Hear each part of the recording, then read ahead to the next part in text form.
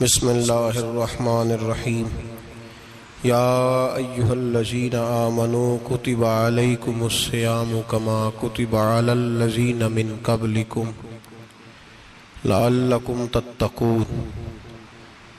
قال النبی صلی اللہ علیہ وسلم لکل شیء زکاة و زکاة الجسد الصوم، او کما قال صلی اللہ علیہ وسلم صدق اللہ العظیم و صدق رسولہ النبی الکریم۔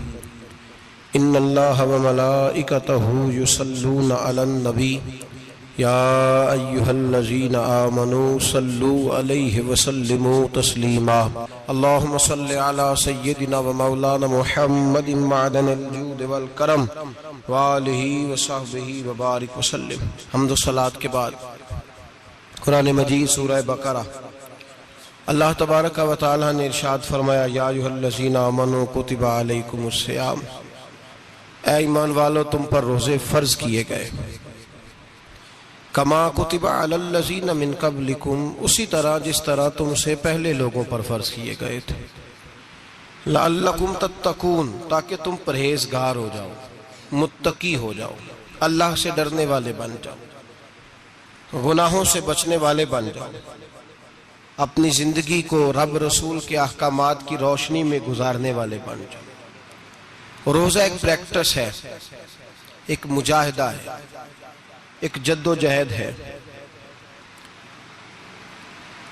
جد و جہد کس چیز کی؟ اللہ کی رضا کے مطابق اپنے آپ کو ڈھالنے کی جد و جہد ہے۔ صوم کا لغوی معنی ہوتا ہے رک جانا، حلال رزق سامنے پڑا ہے، حلال مشروب سامنے پڑا ہے، حلال رشتہ بیوی کا موجود ہے، لیکن ان سب چیزوں سے حالت روزہ میں رکنا، اللہ کی رضا کے لیے رکنا، اس کا نام روزہ ہے۔ صوم کا معنی رکنے کے ہیں، پرہیز کرنے کے ہیں، بچنے کے ہیں۔ ہر چیز موجود ہے لیکن اللہ کا حکم نہیں ہے تو لہٰذا کھا نہیں سکتے۔ تو رب فرماتے جب جائز چیزیں تو میری مرضی کے بغیر میرے حکم کے نہیں کھا سکتا، تو نے رکنا ہے تو حرام کیسے کھا لیتا ہے؟ جب جائز چیز کے لیے تجھے حکم ہے، میں کہوں تو کھائے گا، میں کہوں تو نہیں کھائے گا، میں نے حکم دے دیا جائز ہے، روٹی ہے، کھانا ہے، گوشت ہے، تیری فریج میں پڑا سارا کچھ، تو با اختیار ہے، منہ میں دانت بھی ہیں، ہضم کرنے کو ہاضمہ بھی ہے، بھوک کی شدت بھی ہے، پر میری اجازت کے بغیر تو کھا سکتا۔ روزہ رکھ لیا، اب تجھے حکم نہیں کہ تو کھائے۔ جب جائز چیز میری مرضی کے بغیر نہیں کھا سکتا تو ناجائز کیسے کھائے گا؟ میرے نبی پاک علیہ السلام نے اپنے خوبصورت الفاظ کے اندر اس مفہوم کو بیان فرمایا۔ محبوب پاک صلی اللہ علیہ وسلم فرماتے جس نے جھوٹ نہیں چھوڑا، غیبت نہیں چھوڑی، برائی نہیں چھوڑی، اللہ کو اس کے بھوکے پیاسے رہنے کی کوئی ضرورت نہیں۔ وہ کاہے کا رکا ہے؟ جب کوئی کام تو اس نے اللہ کی رضا والا کیا نہیں۔ روزہ رکھ کے دغا کر رہا ہے، روزہ رکھ کے جھوٹ بول رہا ہے، روزہ رکھ کے کم ماپ رہا ہے، تول رہا ہے، دھوکہ دے رہا ہے، رشوت لے رہا ہے، فراڈ کر رہا ہے، حرام کا مال کٹھا کر کے کہتا ہے اس میں سے چلو 10 دیگیں بھی پکا دیں گے۔ وہ بھائی جو کام اللہ نے تجھے کرنے کو حکم دیا تھا، جب تو وہ بجا ہی نہیں لا رہا، مقصد روزہ ہی تو حاصل، لعلکم تتقون۔ روزے کا مقصد یہ ہے کہ تو پرہیزگار ہو جائے۔ میرے نبی پاک علیہ السلام کی بارگاہ عالی مرتبت میں 2 عورتیں آئیں، یہ چیزیں کھا لو، کہنے لگی محبوبہ ہم نے روزہ رکھا ہوا ہے۔ فرمایا نہیں تمہارا تو روزہ نہیں ہے، حضور رکھا ہوا ہے روزہ، سحری سے لے کر اب تک کچھ نہیں کھایا، شام تک بھی نہیں کھائیں گی۔ محبوب نے فرمایا ذرا کہہ تو کرو، الٹی تو کرو۔ کہہ کی تو ان کے حلق سے خون بھی نکلا اور گوشت کے لوتھڑے بھی نکلے، پھوٹیاں بھی نکلی۔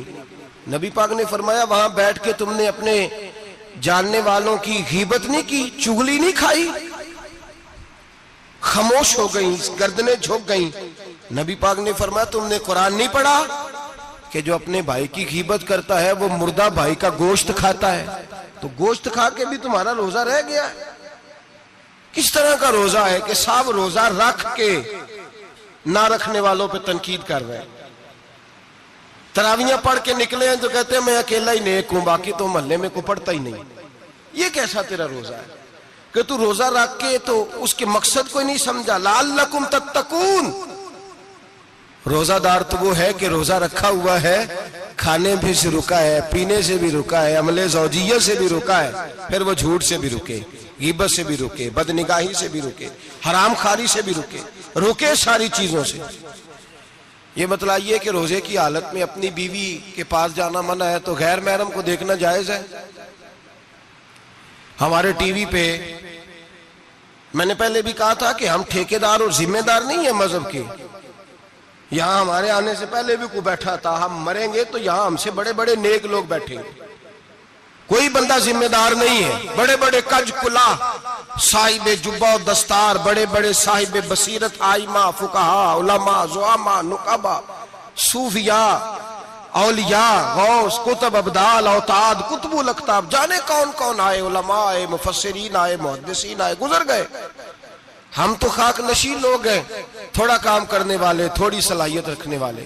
لیکن بھائی اگر کرتے ہیں تو ایک کام کرتے ہیں، ساتھ دوسرا نہیں کرتے۔ یہ کس طرح کا دین سکھانے لوگ نکلے کہ شوال سے لے کر شعبان تک گانا سنایا جائے گا، شعبان سے لے کر شوال تک ناچ گانا کیا جائے گا، شوال سے لے کر شعبان تک دھما چوکڑی ہوگی، رمضان آئے گا تو حدیثیں سنائی جائیں گی، رمضان آئے گا تو لوگوں کو قرآن پڑھ کے سنایا جائے گا۔ یہ مذہب بانج نہیں ہے کہ گویے مذہب سکھائیں گے، ایکٹر مذہب سکھائیں گے۔ یہ مذہب بانج نہیں ہے کہ ایک گلاس کے اندر پہلے شراب پی لو، پھر اسی گلاس میں رمضان آئے تو شہد بانٹنا شروع کر دو۔ یہ بانج نہیں، یہ میرے رسول اللہ کا مذہب ہے۔ اگر تمہیں شوق ہے دین سیکھنے سکھانے کا، یکم رمضان کو توبہ کرو اور کہو کہ ہم ٹی وی پہ بیٹھ کے حدیثیں سنائیں گے تو سارا سال سنائیں گے، اور جس زبان سے حدیث نکلے گی پھر اس سے کبھی گندا گانا نہیں نکلے گا، پھر کبھی ناچ گانا نہیں ہوگا۔ یہ کون سا مذہب ہے جو بیویاں سکھا رہی ہیں؟ یہ کون سا دین ہے جو عورتیں سکھا رہی ہیں؟ میرے رسول پاک صلی اللہ تعالی علیہ وآلہ وسلم کا وہ مذہب ہے کہ میرے اعلیٰ حضرت فاضل بریلوی رحمت اللہ علیہ نے فرمایا، مرد کے لیے جائز نہیں کہ وہ عورت کی زبان سے میلاد بھی سنے، نعت بھی سنے۔ مرد کے لیے جائز نہیں، مرد کو مرد سکھائے گا، عورت سکھائے گی تو عورتوں کو سکھائے گی۔ بے شک آپ سویرے فتویٰ دیجئے کہ چھوٹی سی مسجد میں بیٹھ کے، چھوٹے سے کونے میں بیٹھ کے چھوٹا سا مولوی، اور وہاں تو اتنے بڑے مفتی ٹی وی پہ بیٹھے ہوئے، وہ غلط ہے تو صحیح ہے، کیسے ہو گئے؟ سنو، میرے نبی پاک علیہ الصلوۃ والسلام کے مذہب کا حسن یہ ہے کہ اسلام کہتا ہے ایک نظر بی بی کو دیکھا کسی نے غلطی سے تو معافی ہو جائے گی، دوسری نظر شہوت سے دیکھا تو حرام ہے اس کے لیے، وہ پاکستان کا مولوی ہو یا سعودی عرب کا شاہ ہو، کسی کے لیے عورتوں کے بیچ پھرنا اٹھنا بیٹھنا جائز ہے۔ میرے نبی پاک صلی اللہ تعالی علیہ وسلم نے فرمایا ہے میں عورتوں سے مصافحہ کرنے نہیں آیا، اور میرے نبی پاک صلی اللہ علیہ وسلم نے فرمایا ہے، حضور فرماتے لیکن نا کتا بالکل ناپاک نہیں ہوتا، کتے کا تھوک ناپاک ہوتا ہے، یا کتا گیلا ہو جائے تو ناپاک ہوتا ہے، لیکن خنزیر سارا ناپاک ہوتا ہے، کل ناپاک ہے خنزیر۔ نبی پاک نے فرمایا خنزیر بھی ہو اور گند میں لتھڑا ہوا بھی ہو، پیشاب میں لتھڑا ہوا ہو، گوبر میں لتھڑا ہوا ہو، پخانے اور فضلے میں لتھڑا ہوا خنزیر ہو، اس کا جسم تیرے ساتھ ٹکرا جائے تو اتنا برا نہیں جتنا غیر محرم عورت کا وجود تیرے ساتھ ٹکرا جائے تو برا ہے۔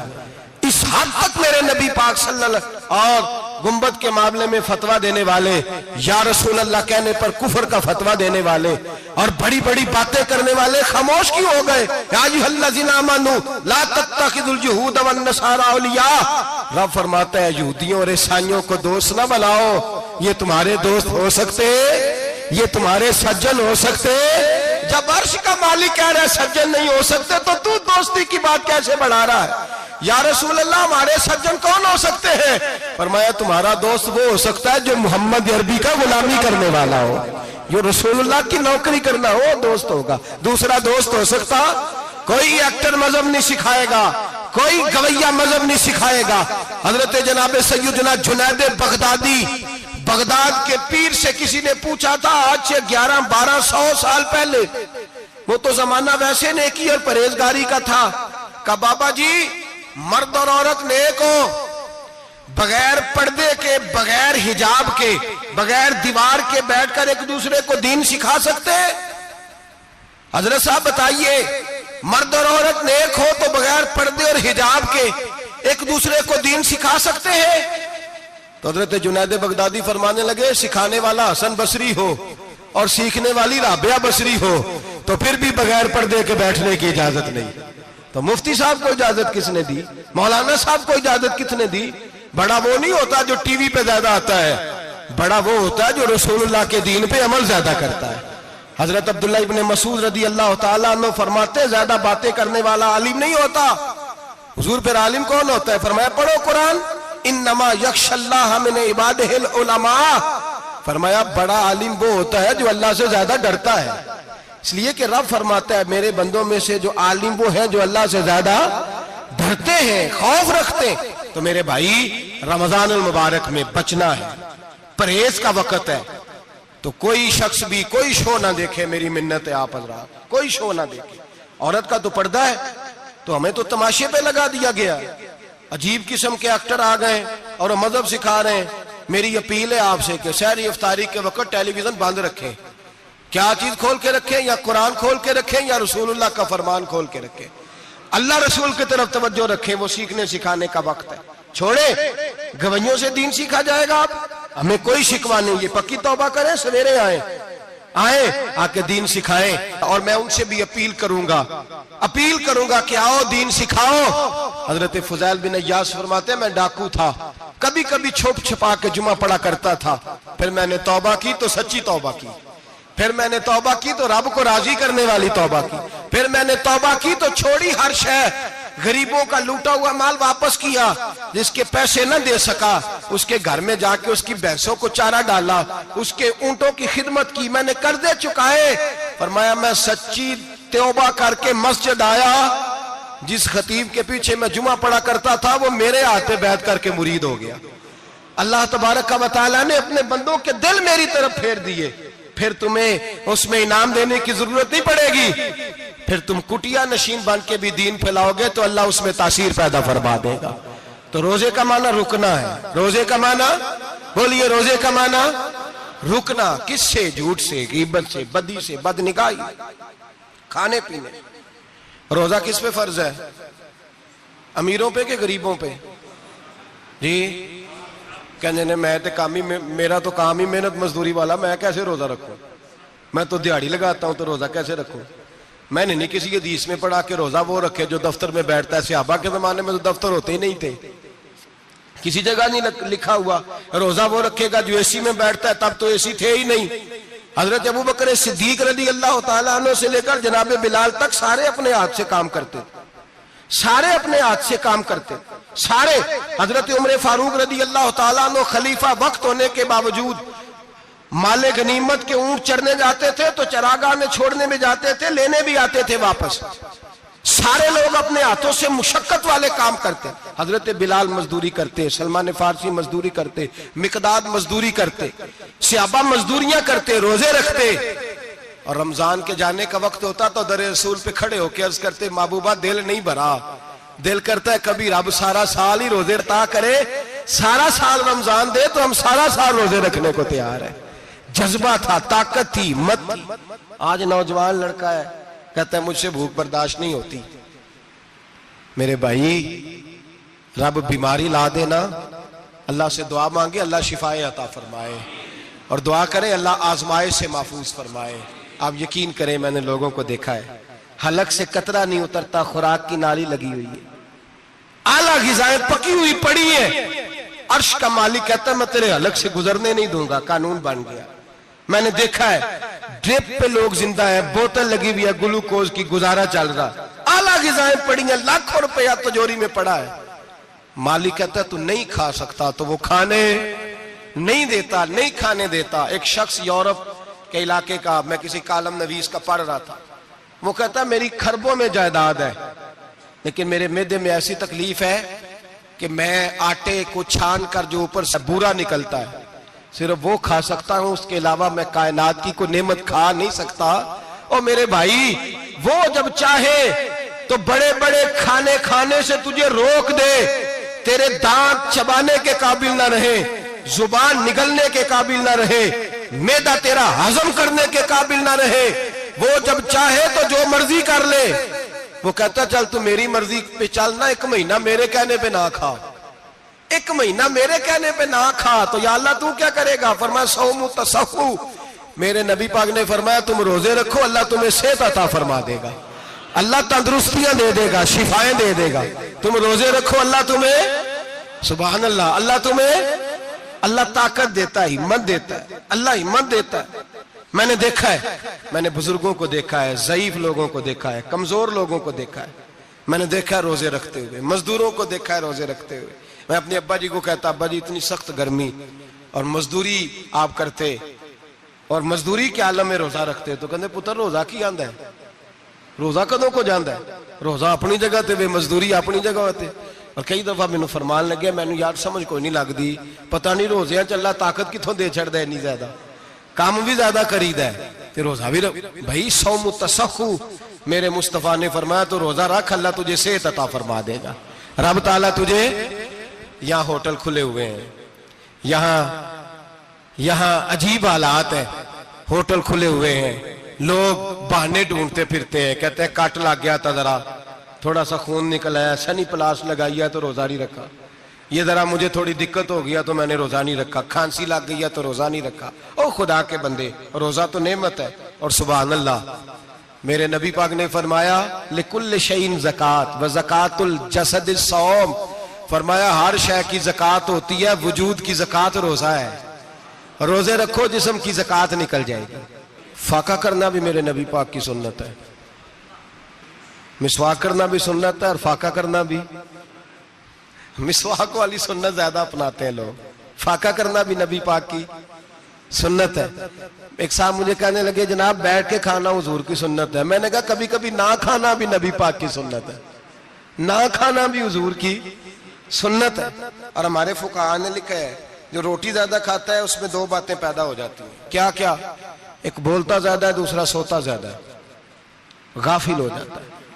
فقہ اور حکیم اطباء ڈاکٹر کہتے ہیں کہ پیٹ خالی رہے نا جس آدمی کا، اس کا حافظہ مضبوط ہوتا ہے، اس کے ذہن کی گرہ کھلتی ہے، زیادہ کھانے سے تو خماری چڑھتی ہے، دماغ ڈھونڈتے پھرنا روٹی کدھر سے آج اچھی ہے، گھر میں نہیں پکی تو ہوٹل چلے جانا، کھانے کے سوا اور کام ہی کوئی نہیں۔ اور صاحب میرے نبی پاک علیہ السلام نے فرمایا کافر 7 آنتوں سے کھاتا ہے، 7 آنتوں سے، اور فرمایا میرا مومن 1 آنت سے کھاتا ہے، اس کے وجود میں کھانے والی 1 آنت ہے، کافر 7 آنتوں سے کھاتا ہے۔ فاقہ کشی سے نورانیت پیدا ہوتا ہے، کم کھانا۔ دیکھیں نا نبی پاک صلی اللہ علیہ وسلم نے اللہ سے فاقہ مانگ کے لیا ہے، یا اللہ 1 وقت روٹی دے، 1 وقت کا فاقہ دے، مانگ کے لیا ہے نبی پاک نے، مانگ کے۔ حضرت ابو ہریرہ رضی اللہ تعالیٰ عنہ فرماتے ہیں بھوک زیادہ لگتی تھی نا جب مجھے، تو میں حضرت عمر سے، ابو بکر سے، عثمان مولا علی سے کوئی مسئلہ پوچھ لیتا تھا، اور جب میں مسئلہ پوچھتا تھا تو وہ مجھے روٹی کھلا دیتے تھے، جب میں ان سے مسئلہ پوچھتا تو وہ مجھے، حضرت ابو ہریرہ فرماتے ہیں مجھے بھوک لگی، میں حضرت عمر کے پاس گیا، ان سے مسئلہ پوچھا، ان کا رواج تھا جب میں مسئلہ پوچھتا تو پہلے روٹی کھلاتے۔ ہمارے بزرگ یہ فرماتے ہیں کہ کھانے کھلا کے دین پڑھاؤ، صرف تمہارا کتب خانہ نہیں کھلا ہونا چاہیے، تمہارا دسترخوان بھی کھلا ہونا چاہیے۔ کسی نے نبی پاک صلی اللہ علیہ وسلم سے پوچھا تھا بہترین مسلمان کون ہے؟ حضور نے فرمایا جو سلام لینے میں پہل کرے اور روٹی زیادہ کھلائے، جو روٹی ہر وقت فکر کرے آ یار تو روٹی کھا لے، روٹی کھانے کی طرف توجہ دلائے۔ کھلانا سنت ہے، زیادہ کھانا اس میں بھی فرق رکھیں۔ تو نبی پاک صلی اللہ علیہ وسلم کے صحابی حضرت ابو ہریرہ رضی اللہ تعالیٰ عنہ فرماتے ہیں میں نے حضرت عمر سے مسئلہ پوچھا، میں نے کہا حضور مسئلہ بتائیں، تو کہتے پہلے ان کی عادت تھی جب میں مسئلہ پوچھتا تو روٹی بھی کھلاتے، آج انہوں نے مسئلہ ہی بتایا ہے، روٹی کوئی نہیں کھلائی۔ تو مجھے کہنے لگے ابو ہریرہ تو سوچتا ہوگا روٹی نہیں اس نے پوچھی، تو نے کب سے کھانا نہیں کھایا؟ میں نے کہا آج صبح سے۔ تو جناب عمر کہنے لگے میں نے کل صبح سے نہیں کھایا۔ چل ابو بکر صدیق کے گھر مسئلہ پوچھتے ہیں، کہتے ہیں جناب صدیق اکبر کے دروازے پہ گئے، جا کر کے ان سے مسئلہ پوچھا۔ ان کی بھی عادت تھی جب کوئی مسئلہ پوچھنے جاتے تو دسترخوان بچھا لیتے، کہتے آؤ روٹی بھی کھلاتا ہوں مسئلے بھی بتاتا ہوں۔ کہتے ہیں گئے تو انہوں نے بھی مسئلہ بتایا، روٹی کوئی نہ پوچھی۔ تو کہنے لگے عمر ابو ہریرہ تم لوگوں نے کل پرسوں سے نہیں نہ کھایا ہوگا، اور ابو بکر کو 4 دن گزر گئے ہیں، تھوڑا سا دودھ ملا ہے یا کھجور ملی ہے, روٹی کوئی نہیں ملی, چلو در رسول پہ چلتے, آؤ حضور کی بارگاہ میں. کہتے ہیں نبی پاک کی بارگاہ میں آئے, حضور نے چہرے دیکھے, کریم سے مسئلہ نہیں پوچھنا پڑا. میرے مصطفیٰ کریم نے فرمایا بھوک لگی ہوئی ہے تم تینوں کو, 3-4 دن ہو گئے. اللہ کے رسول نے فرمایا مجھے پورا ہفتہ ہو گیا ہے. سبب کچھ اور ہے جس کو تو خود سمجھتا ہے. زوال بندہ مومن کا بے زری سے نہیں, بھوک نقصان کا وجہ نہیں بنی, وجہ کوئی اور بنی ہے. رشوتیں جو بازار گرم ہوئے ہیں لوٹ مار کے, یہ روٹی کے لیے نہیں, یہ زیادہ کھانے کے لیے, یہ بینک بیلنس کے لیے گرم ہے. یہ لوٹ مار کا مقصد کوٹھیاں بنانا ہے, روٹی کا تو رب کریم کا وعدہ ہے. جو روز روتا ہے شام کو کہ میرا کاروبار کوئی نہیں, اصل میں کہتا ہے بنگلہ کوئی نہیں, اصل میں کہتا ہے کار کوئی نہیں, پجاروں کوئی نہیں, روٹی تو اللہ عطا فرماتا ہے, اس کا وعدہ ہے. فرمایا حضور نے 3 دن بیت گئے, چلو. میرا بے تکلف صحابی ہے ابو الحسن انصاری, وہ بڑے نصیب والے ہوتے ہیں جن کو میرے نبی پاک خود کہتے تھے کہ تیری فلانی ذمہ داری ہے. اس زمانے کا تو کسی کو کہہ دیا جائے تیری ذمہ داری ہے تو کہتا ہے یہ تو پھٹیکے ڈالنے لگ گیا, یہاں سے تو چھٹی کر دینی چاہیے. خوش ہوتے تھے صحابہ کہ ہماری ذمہ داری لگی. کہتے ہیں حضرت ابو الحسن انصاری کے گھر گئے, نبی پاک نے فرمایا بھوک بڑی لگی ہے, کھانا لا. کہتے ہیں حضور نے اسے کہا تو اس آدمی کو تو وجد ہی ہو گیا. اس نے کہا میرے اتنے نصیب کہ حضور کا یہ کھانا کھلا. آؤ دیکھو دنیا والو, آج جو سب سے زیادہ عزت والا ہے وہ میرا مہمان بنا ہوا ہے. فرماتے ہیں وہ دوڑے گئے, بکری اٹھائی, ذبح کی, بیوی کو کہنے لگے روٹی تیار کر. ادھر کھجوریں توڑی, انگور توڑے, کہنے لگے حضور آپ جب تک تناول کریں تب تک کھانا پک جاتا ہے. حضرت عمر کہتے ہیں روٹی پک کے آئی, بڑا پیارا گوشت, بڑا اچھا سالن, بڑا خوبصورت خلوص والا کھانا. فرماتے ہیں میں نے بڑا ہی کھایا. نبی پاک نے نہ ایک روٹی لی اور چھوٹی چپاتی, تھوڑا تھوڑا سالن کونوں سے, اور جب نبی پاک نے کھا لیا تو حضور کی آنکھوں میں آنسو آئے. حضرت عمر کہنے لگے حضور روئے کیوں؟ نبی پاک نے فرمایا سوچتا ہوں 7 دن کے فاقے کے بعد کھایا ہے, پر ڈرتا ہوں رب اس کا حساب پوچھے گا تو جواب کیسے دینا ہے, اس کا حساب بھی تو دینا ہے نا جو کھایا ہے. تو حضرت عمر فاروق کے ہاتھ میں کچھ چیز تھی, زور سے زمین پہ ماری, کا محبوبہ 7 دن کے بعد بھی روٹی کھائے تو حساب دینا ہے. نبی پاک فرمانے لگے عمر وہ مالک ہے نا, تو جب دیتا ہے تو حساب نہیں لے سکتا, حساب تو دینا ہے, حساب تو دینا ہے, تیاری رکھو. صحابہ کرام فرماتے ہم نے ارادہ کیا کہ آج کے بعد ہم پھر فاقے کریں گے, کم کھائیں گے, اس لیے کہ حساب دینا ہے. میرے بھائی وہ فاقہ کشی کرتے تھے, ڈرتے تھے. یہاں تو لوگ کھا کے بیمار ہیں, کھاتے جا رہے ہیں, سوتے جا رہے ہیں, کھاتے جا رہے ہیں, سوتے جا رہے ہیں. یہ بھی وقت آئے گا رمضان شریف کا, سویرے درس پہ آؤ کہتے نیند بڑی آتی ہے, سویرے 2 سپارے پڑھ کے سویا کرو کہتے صاحب نیند بڑی آتی ہے. فجر کے بعد ہی تو وقت ہوتا ہے اللہ اللہ کرنے کا, سحری کا, کھاتے جا رہے ہیں, سوتے. لوگ جماعت سے نماز نہیں پڑھتے سو جاتے, جماعت کا ثواب چھوڑ کے سو جائیں گے. بھائی رمضان مبارک میں فاقہ کشی کی ٹریننگ ہوتی ہے, فاقہ کشی کی تربیت لے, رمضان میں روکے اپنے آپ کو, تربیت ہوگی. اور ہمارے صوفیاء فرماتے ہیں جو زیادہ کھاتا ہے اس کا نفس اس کو زیادہ پہ مائل کرتا ہے, خواہشات نفس پیدا ہوتی ہیں. میرے نبی پاک علیہ السلام نے جوانوں کو حکم دیا ہے, یا معاشر الشباب, او جوانوں. یا رسول اللہ کیا حکم ہے؟ فرمایا یا نکاح کر لو اگر طاقت ہے, نہیں طاقت تو روزے رکھو. حضور روزے سے کیا ہوگا؟ فرمایا تمہارا نفس کچلا جائے گا, شیطان وسوسہ اندوزی نہیں کرے گا. آج نوجوان بڑھ بڑھ کے کھاتا ہے, بہت زیادہ کھاتا ہے, کبھی اس ہوٹل سے کھاتا ہے, کبھی اس ہوٹل سے کھاتا ہے. اتنا زیادہ کھائیں گے تو نفسانی قوتیں اچھل کر کے آئیں گی, مشکل ہو جائے. شادیاں دیر سے ہوتی ہیں, ماں باپ آنکھیں بند کر کے بیٹھے ہوئے. اگر ماں باپ کی ذمہ داری ہو اور ماں باپ نکاح نہ کرے تو نبی پاک نے فرمایا بچے گناہ کریں گے تو جتنا گناہ بچے کو اتنا باپ کو بھی ہوگا. تو ماں باپ چپ ہیں, دوسرا شادی مشکل بڑی ہے, مہنگی بڑی, اور تیسرا نہیں کر رہے کچھ لوگ تو روزے بھی نہیں رکھ رہے. تو رمضان ان کے لیے بھی وقت ہے, نفسانی قوتیں کچلی جائیں گی. کھانا جتنا کم کھایا جائے گا اتنا وجود کے اندر نفسانی خواہشات کم پیدا ہوں. تو رمضان تو پریکٹس ہے مجاہدے کی, دین کی. اور دوسرا میرے حبیب پاک صلی اللہ علیہ وسلم نے فرمایا ہے, حضور فرماتے ہیں کہ رمضان اور قرآن کا آپس میں رشتہ ہے. قرآن پاک کتنا پڑھنا چاہیے روزانہ؟ زیادہ سے اللہ جزا دے. امید ہے آپ زیادہ سے زیادہ ہی پڑھتے ہوں گے. بھائی سنیں، حدیث مبارکہ میں نبی پاک نے فرمایا رمضان اور قرآن دونوں مل کے نا، بڑی پیاری حدیث ہے، فرمایا دونوں مل کے اللہ کی بارگاہ میں میری امت کی سفارش کریں گے. رمضان اور اللہ اکبر. کس طرح؟ نبی پاک فرماتے ہیں رمضان کہے گا اے اللہ دن کے وقت میں نے اسے تیری رضا کے لیے کھانے پینے سے باز رکھا، اور قرآن کہے گا یا اللہ رات کو تیری رضا کے لیے کھڑا ہو کے یہ قرآن سنتا تھا. رمضان اور قرآن دونوں سفارش کریں گے. ہم نا بڑا کچھ پڑھتے ہیں، سنتے ہیں، سیکھتے ہیں. اب یقین کریں یہ کھاتے بھائی کا بھائی سے اختلاف ہو جائے نا تو وہ 30 سال پرانے کھاتے کھول کے لے آتا ہے، ساری رات ڈھونڈتا ہے کہ میرے پیسے کہاں سے نکلتے ہیں، پڑھ لیتا ہے. قرآن پاک کی باری آتی ہے تو نہیں پڑھتے قرآن پاک. ابا جی کا ختم ہوتا ہے تو مانگتے پھرتے ہیں، کہتے ہیں 2 قرآن پاک 10 قرآن پاک. یہ باتیں بتانی نہیں چاہیے، کرنی نہیں چاہیے، لیکن چونکہ تربیت کے لیے بیٹھا ہوں تو کر دیتا ہوں.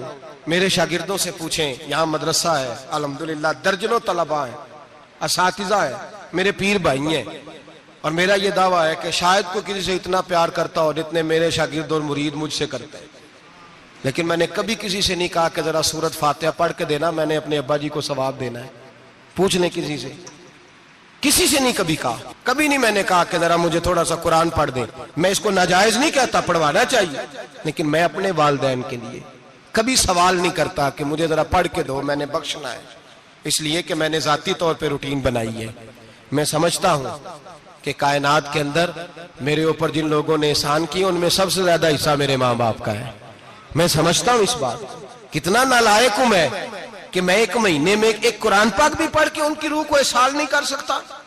میرا یہ طریقہ ہے ذاتی، میں قدغن نہیں لگاتا، میرا ذاتی طریقہ یہ الحمد سے شروع کرو اور 2 سورتیں چھوڑ کے قرآن پاک ختم کر دو آخری، اور پھر فلق اور ناس صورتیں ساتھ لے جاؤ.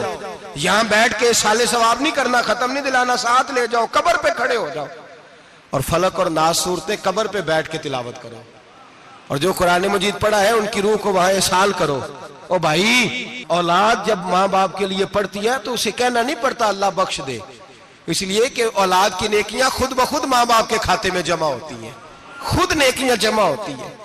میرے بھائی تو بچوں سے یہ تو مطالبہ کرتا ہے کہ بیٹا اس سال رمضان المبارک میں میرے لیے ستو ضرور بنانا، فلانی چٹنی ضرور تیار کرنا. یہ کیوں نہیں کہتا بیوی سے کہ ڈشیں کم بنانا، تو بھی بیٹھ کے قرآن پاک پڑھ، میں بھی قرآن پاک پڑھتا ہوں. ادھر آؤ بیٹا یہاں بیٹھ کے تلاوت کرو، میں بھی کرتا ہوں. بیٹی ادھر آؤ بیٹھ کے قرآن پاک پڑھو. کتنا وقت لگتا ہے؟ حافظ اور قاری اور علماء اگر پڑھے تو 20-25 منٹ لگتے ہیں قرآن پاک کا سپارہ پڑھنے، اور اٹک اٹک کے پڑھنے والا بھی پڑھے تو 1 گھنٹہ لگ جائے گا.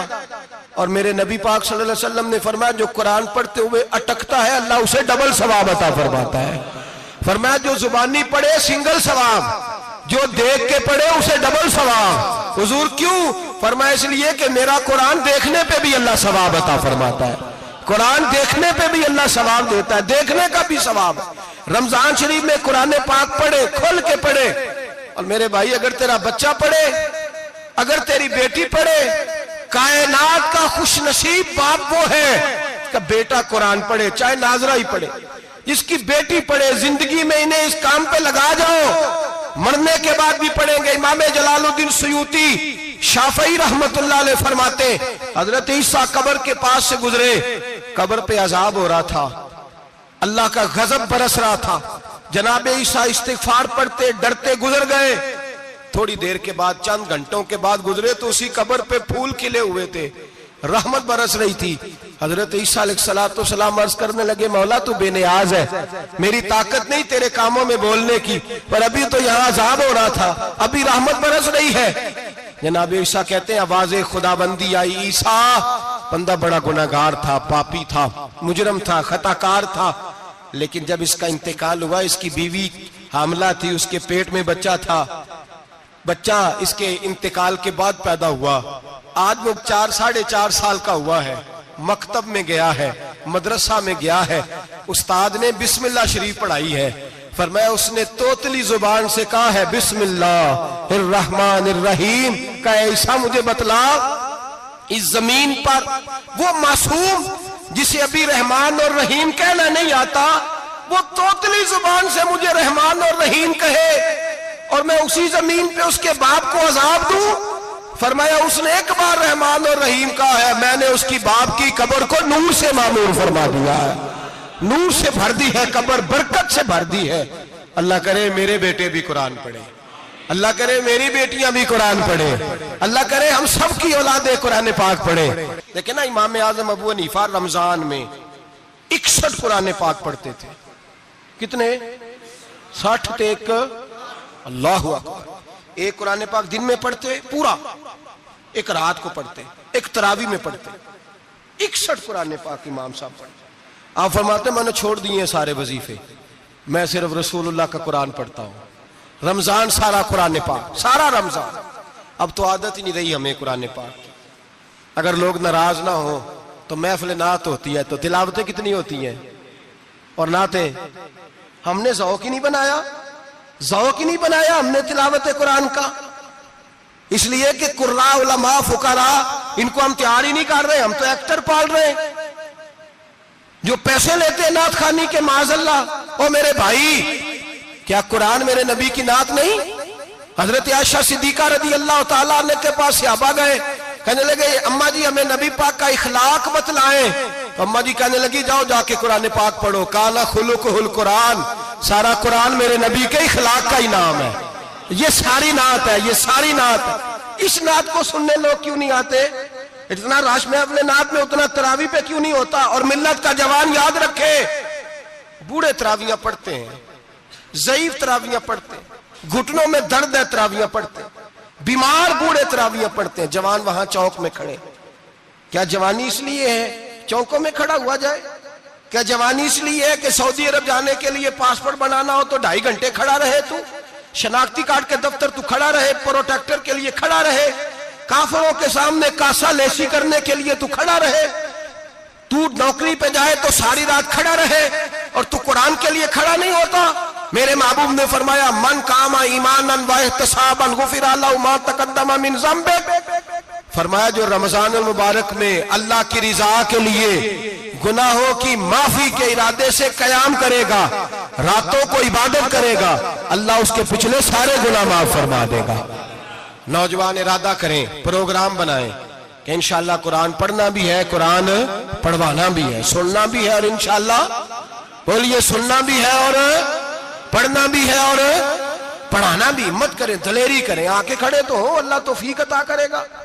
پہلی بات یہ کہ روزہ رکھیں، دوسری بات یہ کہ قرآن پاک کی تلاوت کریں، اور روزہ رکھیں تو روزے کے سارے حسن سمیت اسے رکھیں۔ نبی پاک نے فرمایا رمضان غمخواری کا مہینہ ہے، غمخواری کریں۔ ہمارے زمانے میں 2 قسم کی تکلیفیں ہیں، ایک تو غریب آدمی، اس کا حال یہ ہے کہ وہ مانگتے ہی گزارا کرنا چاہتا ہے، اس نے ہاتھ یوں کر لیا ہے تو اب اس کا یوں ہونے کو تیار نہیں۔ ضرورت اگر کسی آدمی کو کسی دروازے پہ لے جاتی ہے تو برا نہیں، لیکن سوال کا اپنے اوپر دروازہ کھول لینا یہ ٹھیک نہیں۔ فاقہ کشی پیدا کریں، حوصلہ پیدا کریں، تھوڑے پہ گزارا کرنا سیکھیں۔ غریبوں کو بھی اجازت نہیں کہ وہ نکل کھڑے ہوں میدان میں مانگنے کے لیے، ٹولنیاں نکلتی ہیں رمضان میں، جتھے نکلتے ہیں خیرات کٹھی کرنے والے، بچیں۔ میرے نبی پاک صلی اللہ علیہ وسلم نے فرمایا جس نے بغیر ضرورت کے سوال کیا، جب قیامت کے دن آئے گا تو اس کے چہرے کے اوپر گوشت نہیں ہوگا، صرف ڈھانچہ ہی ہوگا۔ اتنی بھیانک صورت میں آئے، بغیر اشد ضرورت کے سوال نہ کر، کبھی سوال نہ کر۔ اور امیروں سے گزارش ہے کہ رمضان ہمدردی کا مہینہ ہے، ہمدردی کریں تو سامنے والے کی عزت کا بھی خیال کریں۔ یہ بات درست ہے کہ غریب سیاڑا نہیں ہوتا، اس لیے کہ جس کی جیب میں پیسے نہیں ہوتے بھائی اسے عقل بھی نہیں ہوتی، جس کے گھر کار نہیں ہوتی اسے چلانے کا طریقہ، جس کے گھر اوون نہیں ہوتا اسے چلانے کا طریقہ بھی نہیں آتا، جس کے گھر میں چیزیں ہوتی ہیں اسے چلانا بھی آ جاتا ہے، جدے گھر دانے اودے کملے بھی اس کے سیانے ہو جاتے ہیں۔ تو چودھری صاحب، سیٹھ صاحب، نواب صاحب آٹا تقسیم کرتے ہیں، کھڑے ہو کے فوٹو کھچاتے ہیں، فیس بک پہ دیتے ہیں، اور ایک آٹے کا تھیلا اور 10 اخباروں میں فوٹو۔ اللہ سے ڈریں، رمضان ہمدردی کا مہینہ، ہمدردی کا۔ غریب کو دیں تو اس کی عزت کو رسوا نہ کریں، میرے نبی پاک علیہ السلام کے صحابی حضرت عبداللہ ابن عمر رضی اللہ تعالیٰ عنہ ڈھونڈ کے لاتے تھے مسکینوں کو، ڈھونڈ کے، اور جب لاتے تھے تو اپنے دسترخوان پر بٹھا کر اپنے ساتھ افطاری کرایا کرتے تھے. اور پھر فرمایا اللہ تعالیٰ نے لن تنالوا البر حتی تنفقوا مما تحبون، اللہ کے راستے میں وہ چیز دینی ہے جو تمہیں زیادہ پیاری ہو. کون سی چیز جو تمہیں؟ میں تھوڑا سا بے باک ہوں، بعض دوستوں کے ساتھ، سب کے ساتھ نہیں.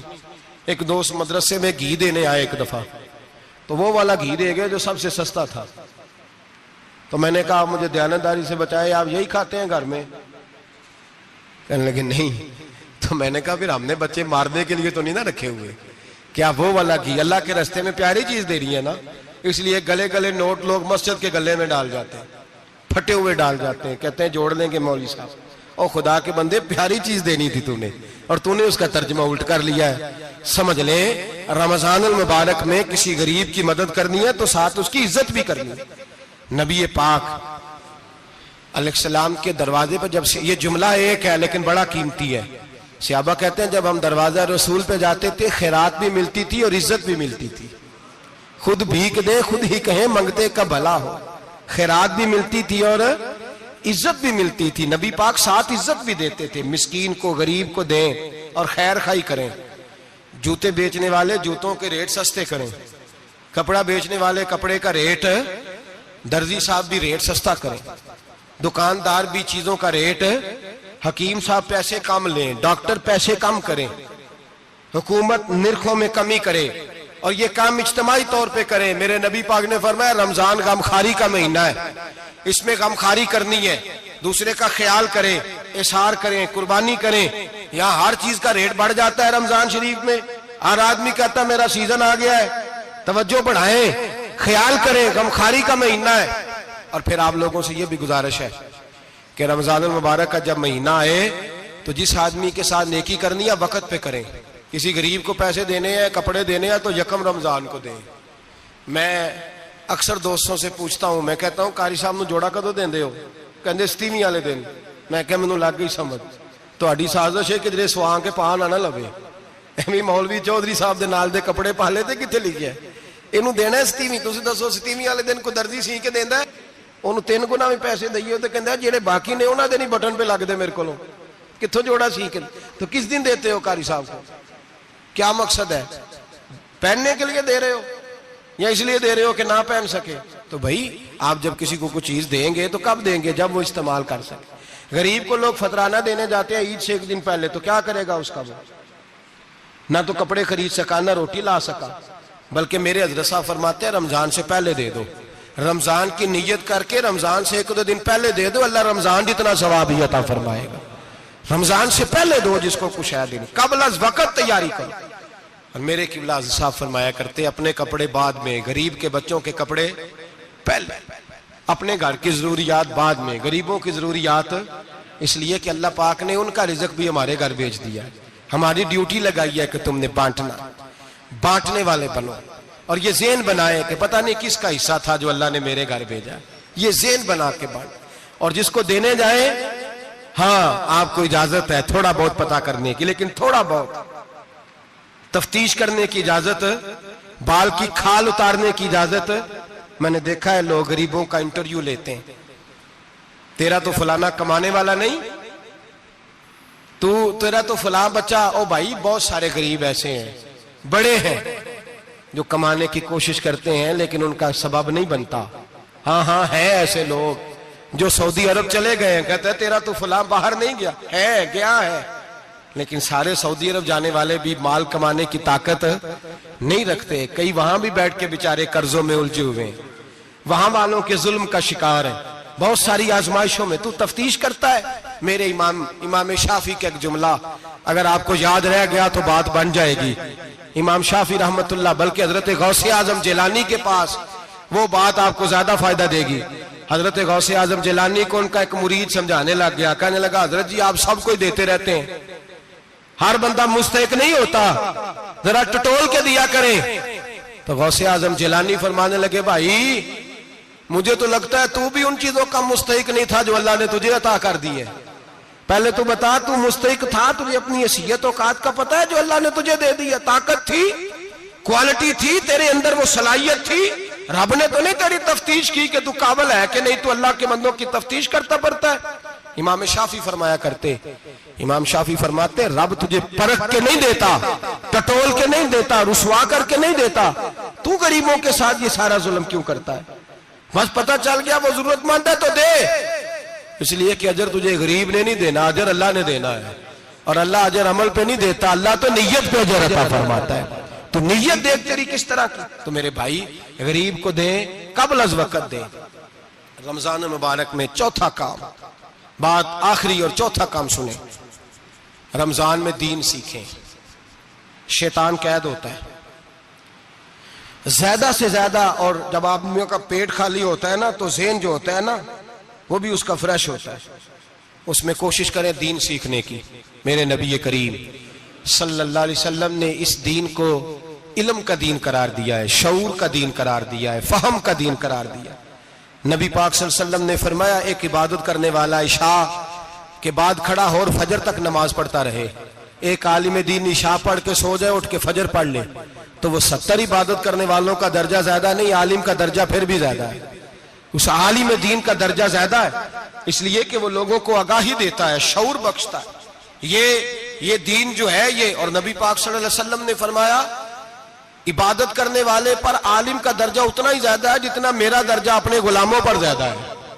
عالم کو حضور نے اتنا بڑا مقام دیا۔ دین سیکھیں، شعور حاصل کریں، یہ فقاہت کا دین ہے، شعور حاصل کرنے کا دین ہے۔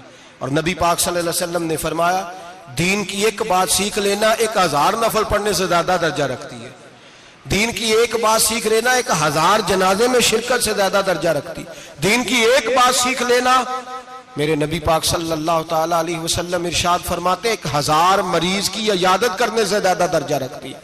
فرمایا جس نے رات کے ایک لمحے میں دین کی ایک بات سیکھی اللہ اسے ساری رات عبادت کرنے سے زیادہ ثواب عطا فرمائے گا۔ میرے ارشاد فرمایا کرتے جب سیکھنے والے کو یہ ثواب ملے گا تو بتائیے سکھانے والے کو کتنا ثواب ملے، اسے اللہ کتنا درجہ۔ رمضان آ رہا ہے، شیطان قید ہے، دین پھیلانے کی کوشش کریں، جد و جہد کریں۔ بڑی نیند آتی ہے فجر پڑھ کے، لیکن اگر کسی کا ارادہ بن جائے کہ دین سیکھنا بھی ہے اور دین بچوں کو، تو پھر کوئی نیند غلبہ۔ ایک مثال ایک عالم نے سمجھائی، کوئی بزرگ تھے درویش عالم، ان کے پاس ایک عورت آئی، کہنے لگی میں بچوں کو سویرے بڑا جگاتی ہوں، بچے جاگتے نہیں نماز کے لیے۔ بڑا عجیب جواب دیا بزرگوں نے، درویش نے، عالم نے، کہنے لگے بی بی کیوں نہیں جاگتے، جگایا کر، بیدار کیا کر، اٹھایا کر۔ کہنے لگی بڑی جدوجہد کرتی ہوں، اٹھتے نہیں، بیدار نہیں ہوتے۔ اللہ والے تھے نا۔ کہنے لگے یہ بتا اگر اس کمرے میں آگ لگ جائے تو پھر بچوں کو کیسے بیدار کرے گی، آگ سے بچانے کے لیے کیا کرے گی؟ پھر تو بالوں سے پکڑ بھی گھسیٹنا پڑا تو گھسیٹ کے کمرے سے لاؤں گی، پھر تو چوٹیں لگتی ہیں تو لگ جائیں، پھر میں پرواہ نہیں کروں گی۔ آپ فرمانے لگے یوں سمجھ لے جہنم کی آگ جل رہی ہے، اگر تیرے بچے نے نماز نہ پڑھی تو آگ لگ جائے گی، اگر اس نے عبادت نہ کی تو اسے آگ، اب جیسے بھی تجھے اٹھانا پڑتا ہے اٹھا گھسیٹ کے باہر لا، لیکن اس کی نماز قضا۔ نیند بڑی آ رہی ہے سویرے، لیکن اگر دین نہ سیکھا تو مشکل ہو جائے۔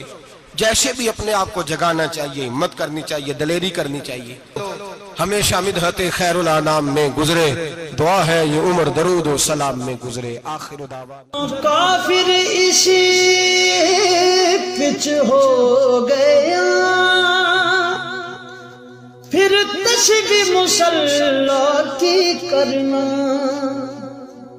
اساں ظاہر نو رب منیائے، باطن دا اللہ کی کرنا، اساں ظاہر نو رب منیائے، باطن دا اللہ